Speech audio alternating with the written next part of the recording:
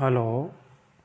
Prince residential senior secondary school की online classroom में आप सभी का स्वागत है। मैं आर के शर्मा, राजनीति विज्ञान का अध्यापक है। आज आपके जो लेसन मैं करवा रहा हूँ वो आपके समानता का चल रहा है। और देखिए इसमें क्या है।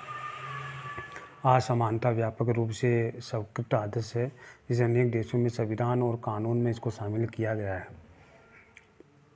समानता जो शब्द है वो बहुत ही अच्छा माना जाता है और इसको स्वीकृत किया गया है कि आदर्श माना है समानता को, और सभी देशों के संविधान में और कानून में इसको स्थापित किया गया है या शामिल किया गया है। फिर भी समाज के हमारे चारों ओर समानता के बजाय जो है समानता अधिक नज़र आती है। अपने देश में हम आलीशान आवासों के साथ साथ जो है झोपड़पट्टियाँ या विश्व स्तरीय सुविधाओं से लैस स्कूल और वातानुकूल कक्षाओं के साथ साथ पेयजल और शौचालय की सुविधा भी विभिन्न स्कूल भोजन की बर्बादी के साथ साथ भूखमरी देख सकते हैं। कानून जो वादा करता है वो हमारे चारों ओर मौजूद है, उसके बीच अंतर बिल्कुल स्पष्ट दिखाई देता है। देखो, हमें समानता की बात करते हैं, फिर भी ये समानता हमें दिखाई नहीं देती है। कहीं ना कहीं समानता जो है असमानता देखने को मिलती है। नीचे विश्व और देश के स्तर पर असमानता को दर्शाने वाले कुछ आंकड़े दिए गए हैं, जिसके बारे में अपन गहरी नज़र डालेंगे। या इसके बारे में तो अपन पढ़ेंगे कि कौन कौन से देशों में जो विश्व स्तर पर जो है असमानता को दर्शाने वाले कुछ आंकड़े हैं। इसके बारे में अपन चर्चा करेंगे कि वो कौन कौन से आंकड़े हैं जो अलग अलग देशों के बारे में इसको दर्शा रखे हैं। वो देखिए, नंबर पहला जो आंकड़ा है उसके बारे में अपन चर्चा करते हैं कि पहला आंकड़ा क्या है।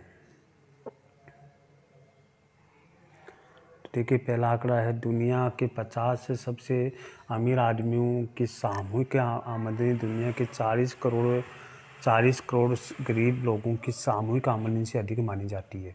देखिए, दुनिया में 50 अमीर आदमी हैं, वो 40 करोड़ सबसे गरीब लोगों की सामूहिक आमदनी से भी अधिक मानी जाती है। यानी उसकी संपत्ति इतनी है जितनी 40 करोड़ लोगों के पास होती है, ओनली 50 लोगों के पास ही है।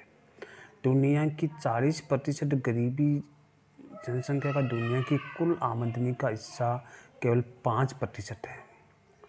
दुनिया की 40% गरीब जनसंख्या का दुनिया की कुल आमदनी के केवल 5% है, जबकि 10% लोग अमीर दुनिया की 54% आमदनी पर नियंत्रण करते हैं। यानी 10% अमीर लोग जो है 54% आमदनी पर हिस्सा है। मैंने 40% लोगों गरीबी रेखा का जीवन करने वाले लोगों की सिर्फ 5% है, जबकि 10% अमीर लोग जो होते हैं उनमें 54% आमदनी पर नियंत्रण रखते हैं।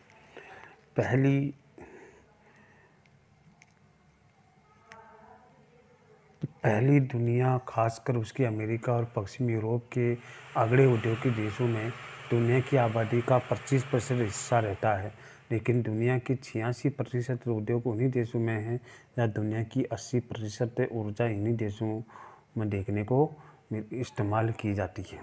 इन अगड़े औद्योगिक देशों के निवासी भारत या चीन जैसे विकासशील देशों के निवासी की तुलना में कम से कम 3 गुना अधिक पानी, 10 गुना बिजली, 13 गुना लोहा इस्पात और 14 गुना कागज़ का आदि का उपयोग करते हैं।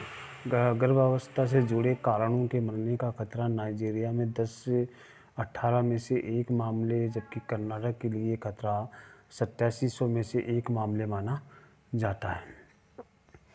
ज़मीन के अंदर से निकलने वाले ईंधन, कोयला, पेट्रोल, गैस के जलने से दुनिया भर में जो कार्बन डाइऑक्साइड निकलती है उनमें से पहले दुनिया के औद्योगिक देशों का हिस्सा 2/3 है, और अम्लीय वर्षा के लिए जिम्मेदार सल्फर डाइऑक्साइड, नाइट्रोजन ऑक्साइड और 3/4 हिस्सा इन्हीं देशों द्वारा उत्सर्जित होते हैं जो विकासशील देश हैं।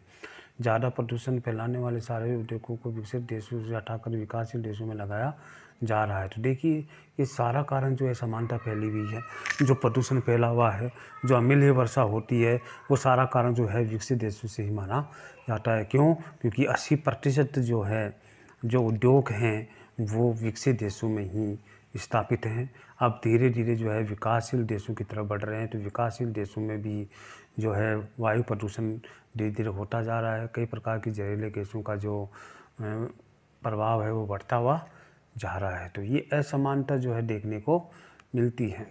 तो देखिए, बात में आर्थिक असमानता को दर्शाने वाले कुछ आंकड़े हैं जो यहाँ पर बताए गए हैं।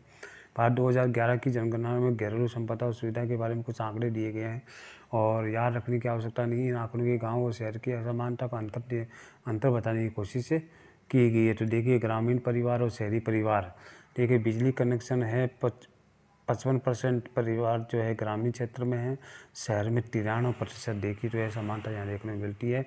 गाँव में तो बिजली कनेक्शन 55% है, शहरों में जो है वो 93% है। मकान में सरकारी नल का कनेक्शन है, गाँव में तो 35% है और शहरों में 71% है।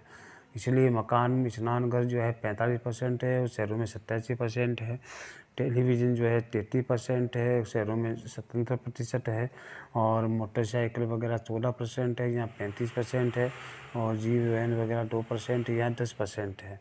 तो देखिए ये अंतर देखने को मिलता है। असमानताएँ कई प्रकार की जो है यहाँ देखने को मिलती हैं।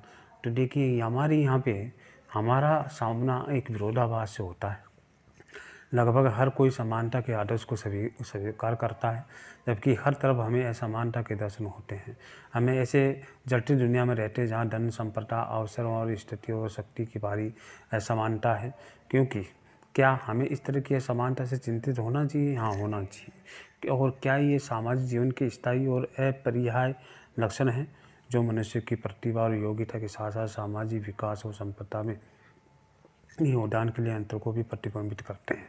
क्या ये असमानताएं हमारे सामाजिक स्थितियों नियमों के कारण पैदा होती है? ये ऐसे प्रश्न हैं जो दुनिया भर के लोगों को वर्षों से परेशान कर रखा है। इस तरह के सवालों में समानता को सामाजिक और राजनीतिक सिद्धांत का केंद्रीय विषय बना दिया है।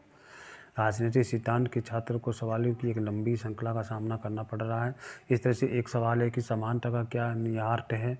यदि बहुत से मायने में बड़े स्पष्ट रूप से अलग है, ये बता कहने का आशय है कि हम समान हैं। हम समानता के आदर्श के माध्यम से क्या पाना चाहते हैं? क्या हमें आय और रुतबे के सभी अंतरों को मिटाने का प्रयास कर रहे हैं? दूसरे शब्दों में हम जिस तरह की और उसके लिए भी समानता है, समानता के उदाहरण के बारे में कुछ और प्रश्न भी उठ रहे हैं।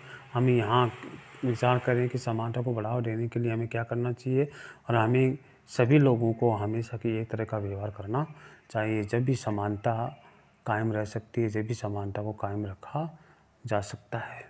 तो देखिए आज के लिए आपकी जो क्लास में जो है आज का जो लेसन जो चल रहा है आपका समानता का, जिसमें 34 पेज जो है 34वां पेज जो है मैंने आपको अच्छे से पढ़ा दिया गया है। फिर भी अगर किसी प्रकार की कोई समस्या है तो आप हमारे से संपर्क कर सकते हैं। तो मैंने आपको जो है समानता के बारे में कुछ परिचय करवाया है और कौन कौन से देशों में जो है समानता असमानता देखने को ज़्यादा मिलती है, इसके बारे में मैंने आपके सामने चर्चा की है। और इसके बारे में मैंने आपको अच्छे से समझा दिया गया है ताकि किसी प्रकार की कोई समस्या आपके सामने नहीं आए। तो इसलिए समानता के बारे में मैंने आपको समझाया। अगला जो लेसन है, अगले पेज है, वो अगली क्लास में आपको पढ़ाया जाएगा। जब तक के लिए जय हिंद।